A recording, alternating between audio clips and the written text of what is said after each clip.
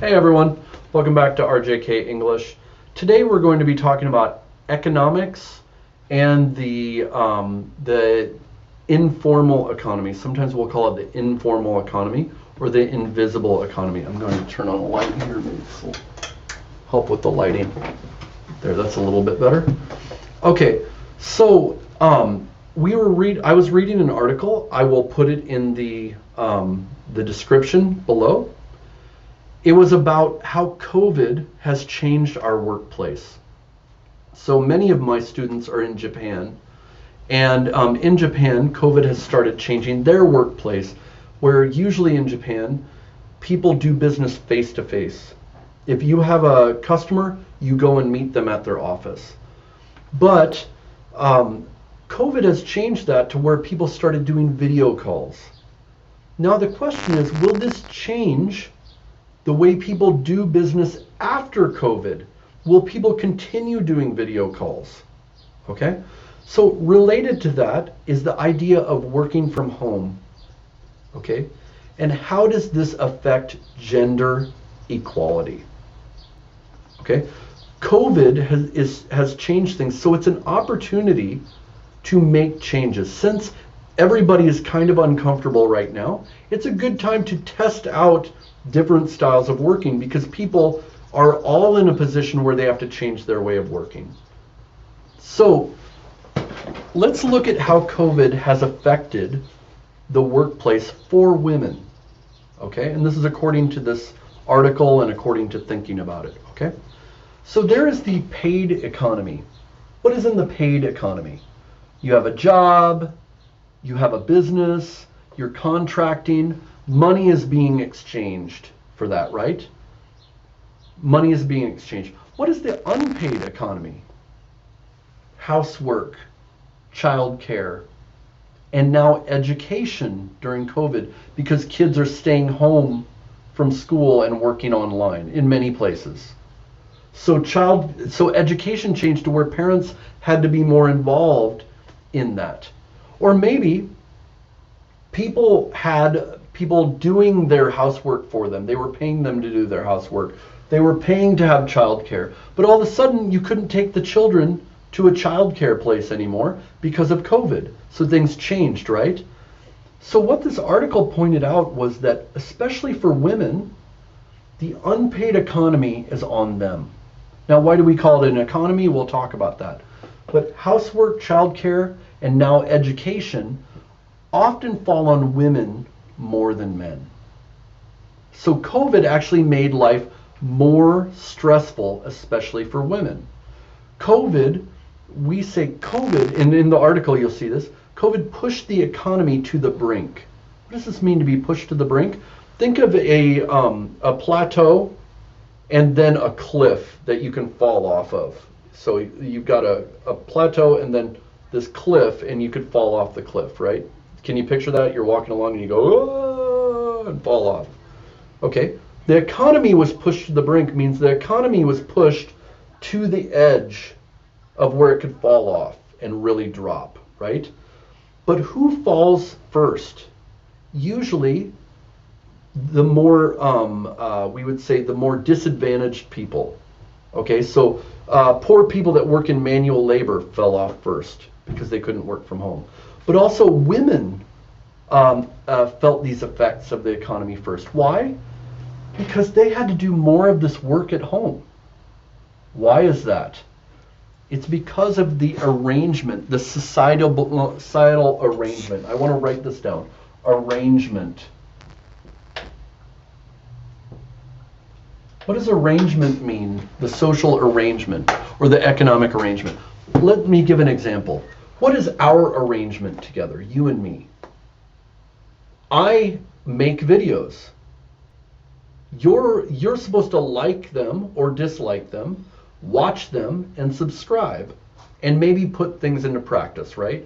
But I'm the one that makes the content. That's the arrangement. My responsibility is to make the content. Or let's say I'm teaching you. Okay, you're actually taking classes, which you can do. You're taking classes from me. And what's my role? My role is I start the conversation, right? And if the conversation drops off, I keep the conversation going. Your role is to participate and to give me feedback if you don't like what we're doing, right? That's the arrangement. If the conversation falls off, who's supposed to take the responsibility? Me, right? In the same way, when COVID hit, right, kids still need to be picked up from school, but they don't have buses. Or kids need to be watched while they are taking online classes, or they need to be taken care of, or housework needs to be done. Who does that fall upon? The social arrangement tends to be that women take care of that. Okay? So women are in the paid world where they have to perform just like men perform, but they also have the unpaid world, which is visible to the economy. You'll see this in the article. Melinda Gates, who I'm not a big fan of, but she'll be talking about this. The paid world is visible. The unpaid world is invisible. If we talk generally in society, we can see the paid world. What is employment up? Employment is up here, or we've got a lot of unemployment, or the economy is here and now it's here. But where do they talk about whether housework is being done? No. Right? So let's now use a I can't think, a symbol. Well, a symbol. Let's think of the economy as something above or below ground. So here's the economy. It's going to be a building, okay? The paid economy, it's visible. It's above ground, right? But what's the foundation of the paid economy? The unpaid economy is the foundation of the paid economy. Can you have jobs, business, contracting if this stuff isn't taken care of? It's difficult, right? You have to have the housework done when people go home. You have to have childcare for the children because we're raising the next generation and they have to be educated, right? Who does this? Okay, teachers educate, but one parent makes sure that the child does homework and things like this. This is invisible. People don't look at that. People don't see that. It's either done or it's not. So this paid economy looks really important. It's a big building, right? But the foundation, if the foundation isn't there, the building crumbles. Or let's take another example. Here's a plant. It's above ground. Maybe it's a flower, or maybe it's wheat. You know, it makes food. But underground are the roots of the tree, the roots of the plant. They take in nutrients. They move nutrients and water upward into the plant so that the plant can grow. We only see this. But if this is the visible, and in a way it's paid, right? We harvest the wheat, and everybody praises the plant. Oh, how amazing the plant is. But what about the roots below? Invisible. We don't see these roots. Who praises the roots? But if the roots aren't there, this plant isn't there. And if the roots die, the plant dies, right? In the same way, in the economy, there's the unpaid world and the paid world. The paid world is intimately connected with the unpaid world. What do I mean intimately connected? Intimate usually refers to relationships. If a boyfriend and a girlfriend are together and let's say they're physical, if you know what I mean, they are intimate. Or if I'm very close to someone, we share intimate details. I share details with them about my life that I don't share with other people. Those are intimate details. The economy and the paid and unpaid economy are intimately connected. They are very close. The paid economy can't exist without the unpaid economy. So, now, women are doing this job. They have to be at work. But what happens if the kids need to be picked up from school? The arrangement is someone is responsible. That's the arrangement, right? The women are responsible. How do they get the kids, right? So maybe they're making enough money through their jobs where they can pay someone to pick up the kids, right? But COVID changed things to where maybe people couldn't send their kids, or their arrangements broke down. So women were the ones that paid the most. This stuff has to be done at home. How do they keep their job up? So one of the things that can help is flexible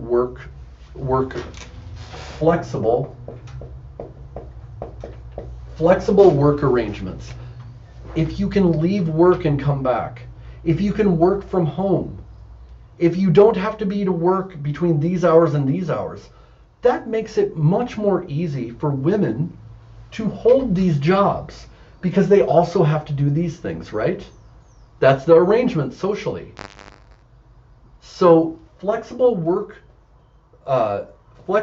schedules help women to keep their jobs, right? Now, is that fair? No, it's not at all.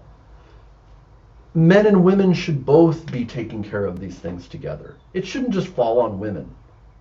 But since our society is set up that way, or many societies are set up that way, then to make things equal, we need to add flexibility so that women can do the work, right? Because the unpaid economy is very important. This also brings to mind, maybe women should be paid by the government for doing these things. How does society keep going if women or parents in general aren't making sure that this happens for children? Our society breaks down. So why don't we pay them for this? It's a thought. Let's switch gears and think about something here. If women have to stay home to do all of these things at home, that's good, right? Children are important. But for society, outside of the unpaid economy, let's think about the paid economy. Here is society, full of, let's say it's 1 million people. Let's make it better. 20 million people. I think that's the size of Japan. I might be wrong. Let's say Japan, 20 million people, right?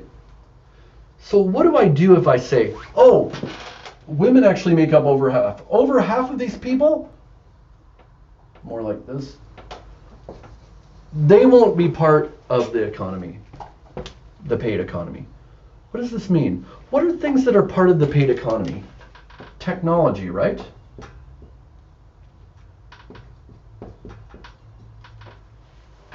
Innovation. Medical research and care. Politics. Good leadership. Problem solving. Well, if you have a major problem, let's say there's flooding in your city, what does the government do? They release as many people as possible to take care of that. Let's say that the government's trying to come up with a solution for how to prevent flooding. What do? Do they just put 1 or 2 people on? No, they say, okay, this is priority. Stop those projects. We need as many people as possible thinking about this problem. Right? Well, what does it mean when you cut off over half of your population and say, oh, only these people are going to deal with this? One, it can create imbalances, can't it? What if one gender has some qualities naturally that another gender doesn't? You've just taken that out of politics, right? Or if one gender is the only one in politics, can they really make solutions that help with the gender that is doing the informal economy? No. It's possible that there's imbalances. But also, let's pretend for a second. Let's say we need to come up with a solution for COVID, okay? Only these people are working on medical research. What if the person that really could figure out COVID is a woman and they're at home taking care of the kids? It's a thought. What about the cure for cancer? AIDS, diabetes. Are men smarter than women? No, we're equal. We're humans. Actually, when I was growing up in school, women were always, it was always girls that were the smarter ones. So if we could argue, people are at least equal. So you've just cut off your resources for over half of your population. We don't know who's going to be the smartest, right? But you've just lessened your pool. It's almost like in a caste system. You said only this group, you have this caste system, only this group can work on COVID. Well, that's a small group. You know, we know human beings are the same. There's not a caste that makes one person different from another, right? So you've just cut off your other population from coming up with solutions. You have hobbled, that means like you kind of like cut off part of your leg. You've hobbled yourself. So we can think about that with women too. By not helping them to be part of the workplace, we have limited our economic growth as a country. It doesn't make rational sense. Okay? So this is what this article is talking about. Make sure to comment. I need you to like and subscribe. I'm a small organization here, and I'm trying to keep doing these videos. It really helps me if you like and subscribe. Comment, and then hit me up on RJK English on Facebook and ask me questions about this. What do you think? Do you agree? Do you have arguments against what I said? Maybe I'm not right. Let's talk. All right? So I hope you got something out of this. I hope you got some vocabulary. Think about the economy and how we talk about it. And keep learning. All right? See you guys.